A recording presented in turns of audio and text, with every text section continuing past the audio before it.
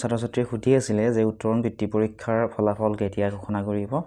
আজি ঘোষণা কৰিলে উত্তৰণ বৃত্তি পৰীক্ষা 2024 চনৰ ফলাফলসমূহ ক্লাছ 4 আৰু 5-ৰ। তোমালোকক যদি ইয়াৰ PDF-সমূহ লাগে ডেছক্ৰিপশ্যনত দিয়া হোৱাটছআপ নম্বৰটোত বা আমাৰ ফেচবুক পেজসমূহত তোমালোকে ফ'ল' কৰি ল'বা। সকলোবোৰ লিংক ডেছক্ৰিপশ্যনত দি থোৱা আছে, তাত তোমালোকে PDF-খিনি পাবা।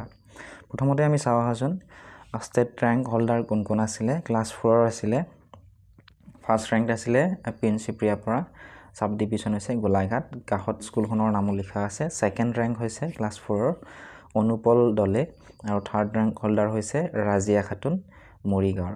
ঠিক আছে, নেক্সট ক্লাছ 5-ৰ চোৱা। ক্লাছ 5-ৰ ফাৰ্ষ্ট ৰেংক হোল্ডাৰজনৰ নাম হৈছে তৰালি, ছেকেণ্ড ৰেংক হোল্ডাৰজনৰ নাম হৈছে চাহিল পেগু আৰু থাৰ্ড ৰেংক হোল্ডাৰজনৰ নাম হৈছে ধনচিকা বৰা। চাব ডিভিজনসমূহৰ নাম লিখা আছে আৰু স্কুলসমূহৰ নামো লিখা আছে। তাৰপিছত লিখা আছে উত্তৰণ বৃত্তি পৰীক্ষা 2024 ফলাফল ক্লাছ 4 ৰিজাল্ট। এতিয়া ক্লাছ 4-ৰ 75% ওপৰত পোৱা কোন কোন আছিলে ইয়াতে দিয়া আছে। বৰপেটাৰ ফাৰ্ষ্ট ৰেংকত আছিলে ফাৰহানা নাজনীন, ছেকেণ্ড ৰেংকত আছিলে পৰিণীতা দেৱনাথ, থাৰ্ড ৰেংকত আছিলে শিক্ষা দাস।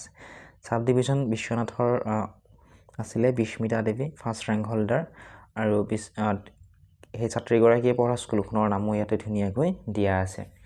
তোমালোকেও চাই যোৱা তোমালোকৰ নামসমূহ ইয়াতে আছেনে নাই, আৰু যিসকল ছাত্ৰ ছাত্ৰীয়ে পৰীক্ষা দিছিলা তোমালোকে জনাবাচোন তোমালোকৰ নামটো ইয়াতে আছেনে, আৰু পৰীক্ষা কেনেকুৱা হৈছিল তোমালোকে জনাবা।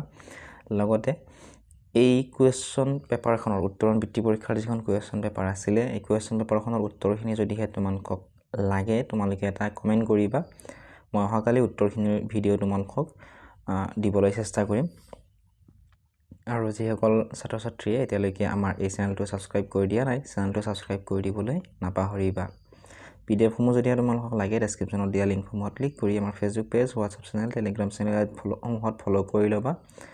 তাত ফ'ল' কৰিলে তোমালোকে PDF-সমূহ পাবা।